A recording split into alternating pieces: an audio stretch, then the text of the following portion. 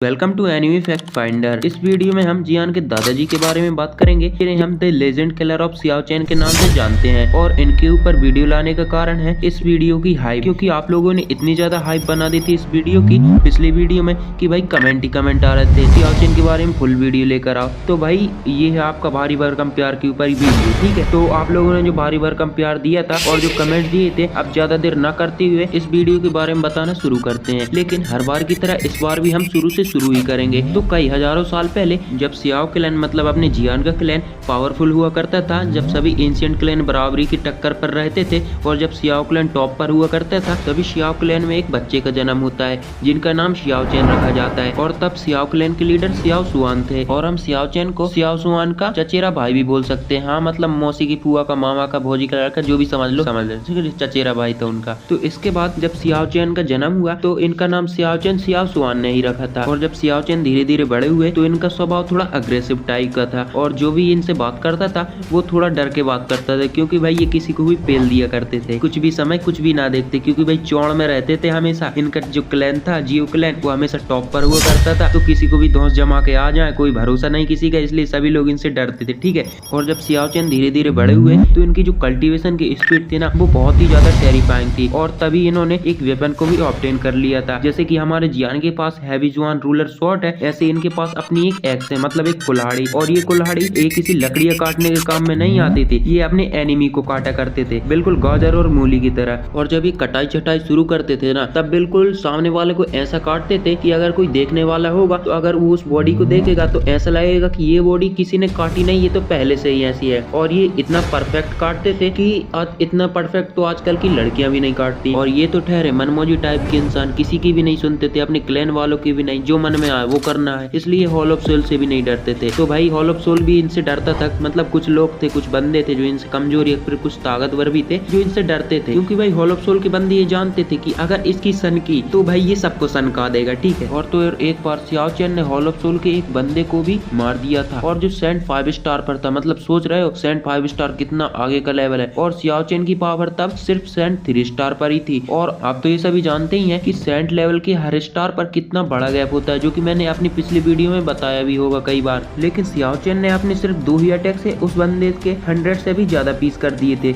इसलिए इन्हें शायद ब्लड एक्स सियाओ चैन भी कहा जाता है। एंड इनका भौकाल भी काफी ज्यादा था, क्योंकि मिस्टी क्लाउड जैसे सेक्ट को उनकी हवा टाइट करने पर मजबूर कर देता था। और जो सियाओ चैन का नाम सुनते थे उनकी तो फटके हाथ में ही आ जाते थे, क्योंकि उनकी पहले से फटी पड़ी थी, क्योंकि सियाओ चैन अपनी सिर्फ एक ही फिंगर को मूव करके ही कई सेक्टों को रातों रात गायब कर सकते थे। और गूकलैन से भी इनके काफी अच्छे रिश्ते थे, और गूकलैन से इनके इसलिए अच्छे रिश्ते थे क्योंकि भाई ये सियाओ क्लैन से बिलोंग करते थे, ठीक है। और सियाओ क्लैन की यंगर जनरेशन में ये टॉप पर रैंक करने के साथ इन्होंने काफी अच्छी बैटल को भी किया था। अब बात आती है कि ये बंदा आखिर कहाँ गायब हो गया, चलो ये भी बताता हूँ, और साथ ही साथ ये जियान को कब और कैसे मिलेगी ये भी बताऊंगा। तो एक दिन की बात है, सियाओ चैन निकले हुए कहीं मुंह उठा के घूमने के लिए, लेकिन उन्हें क्या पता था कि ये उनका आखिरी दिन है सियाओ क्लैन में। एंड इसके बाद जब सियाओ चैन घूम ही रहे थे तो ये अपना रोला जमाते हुए जा रहे थे, लेकिन वो जिस जगह पर घूम रहे थे तभी वहाँ पर एक स्ट्रॉम आ जाता है, मतलब हाँ एक तूफान। और इस स्ट्रॉम को देखने में सियाओ चैन को काफी ज्यादा भयानक फीलिंग आ रही थी, और देखते ही देखते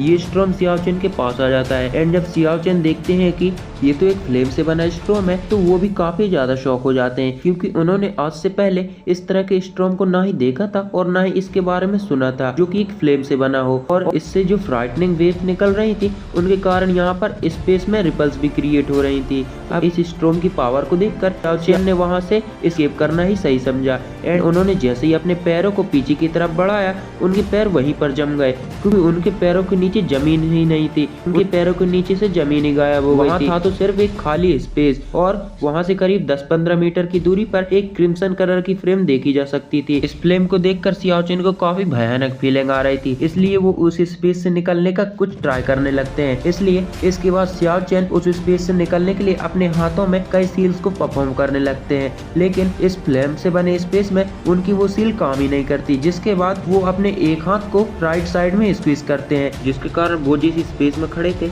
वहाँ का स्पेस डिस्टॉर्ट होता है। और ऐसा होते ही सियाओ चैन को डिस्टॉर्टेड स्पेस में सेंट्रल प्लेन का एक हिस्सा दिखता है, जिससे जिसे सियाओ चैन देखते ही उस स्पेस में जाने लगते हैं। लेकिन उस स्पेस में जाते जाते उनके मन में अभी भी उस फ्लेम को लेकर बहुत ही खतरनाक फीलिंग आ रही थी, और जब वो उस डिस्टॉर्टेड स्पेस की तरफ भागने लगे थे, लेकिन इससे पहले कि वो उस स्पेस में जा पाते, उनके सामने एक ह्यूमन फिगर आकर प्रकट हो जाती है। ये ह्यूमन फिगर दिखने में खतरनाक नहीं लग रही थी, लेकिन इससे जो भयानक और इमिट हो रहा था उसे इग्नोर भी नहीं किया जा सकता था। इसके बाद जब ये ह्यूमन फिगर सियाओ चैन को देखती है और सियाओ चैन को देखकर ये कोल्ड वॉइस में कहती है कि तुम यहाँ से कहाँ चल दिए।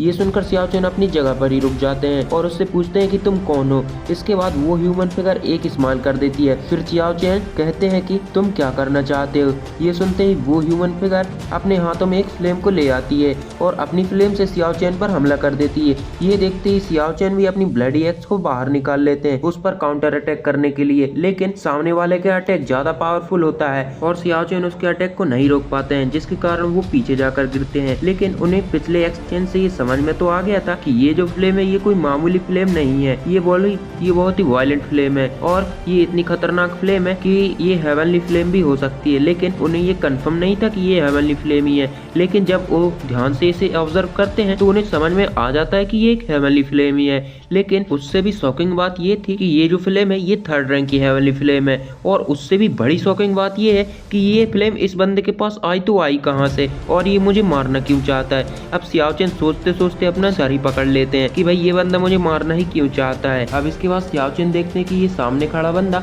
उस पर एक और अटैक करने वाला है। अब इसके बाद सियाओ चैन भी अपनी फुल पावर का यूज करने का डिसाइड करते हैं, जिसके बाद सियाओ चैन स्काई फायर 3 मिस्टीरियस चेंजेस को एक्टिवेट कर लेते हैं, जिसके कारण इनकी पावर सेंड 4 स्टार से बढ़कर सेंड 6 स्टार पर पहुंच जाती है। और हाँ, जो लोग नहीं जानते कि सियाओ चैन के पास स्काई फायर 3 मिस्टीरियस चेंज कैसे आया, मैं उन लोगों को पहले ही बता देना चाहता हूँ कि ये जो स्किल है सियाओ चैन की स्पेशल टेक्निक ही है, जो कि सीधे ब्लड लाइन से कनेक्टेड है सियाओ क्लैन के। एंड इसके ऊपर एक वीडियो मैंने पहले ही बना दी थी, तो उस वीडियो को देखना ना भूलें, उसका लिंक डिस्क्रिप्शन में। वैसे शॉर्ट वीडियो है तो ज्यादा देर नहीं लगेगी उसे देखने में। चलिए अपने मेन टॉपिक पर वापस आते हैं। जैसे कि सियाओ चैन ने अपनी ब्लड लाइन की पावर को एक्टिवेट कर लिया था, और ऐसा होते ही सियाओ चैन का ब्लड बॉयल होने लगता है एंड सियाओ चैन के फोरहेड पर भी सियाओ क्लैन का टैटू अपेयर हो जाता है, जिससे कि उनकी पावर सीधे सेंड 6 स्टार पर पहुंच जाती है। एंड इसके बाद वो ह्यूमन फिगर भी सियाओ चैन की बढ़ी हुई पावर को देखता है तो उसके मुंह से सिर्फ यही निकलता है, नाइस नाइस, अब और मजा आएगा तुम्हारे साथ खेलने में।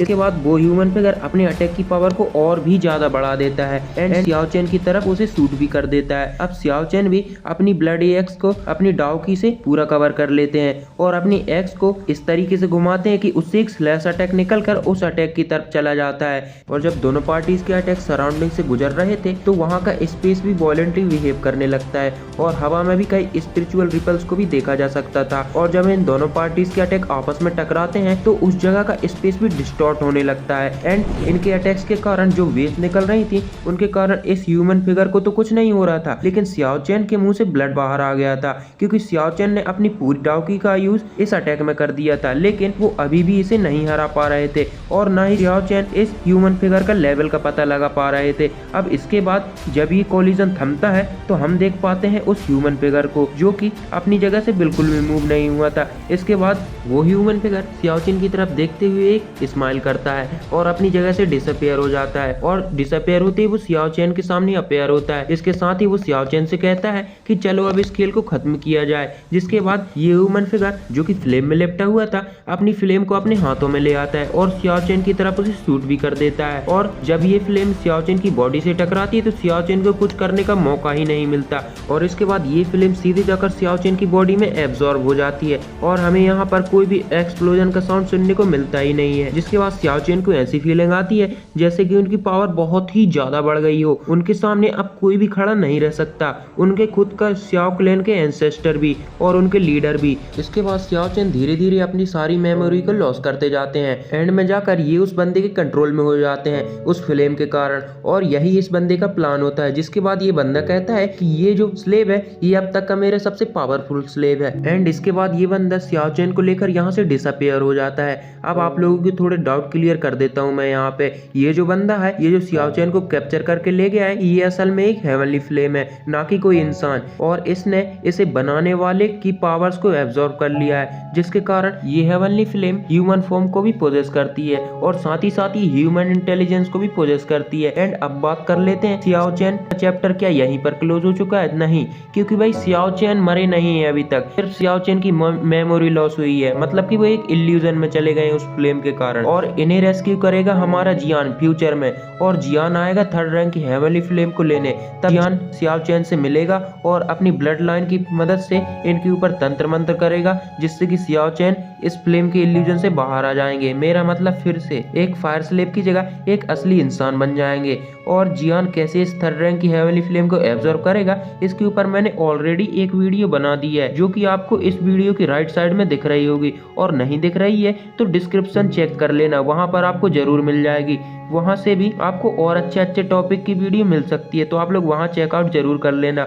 और इस वीडियो को मैंने जितनी डिटेल में हो सका उतनी डिटेल में एक्सप्लेन किया है, और कुछ पॉइंट मैंने अपनी तरफ से भी ऐड कर दिए हैं। तो अगर आपके मन में भी कोई बात है तो कमेंट करो। और इस वीडियो का लाइक टारगेट है 10, तो भाई 10 तो कर ही देना, ठीक है। और इस वीडियो को लाइक करो, चैनल को सब्सक्राइब करो, और इस नोट के संग यही है इस वीडियो का अंत। जय हिंद, जय भारत।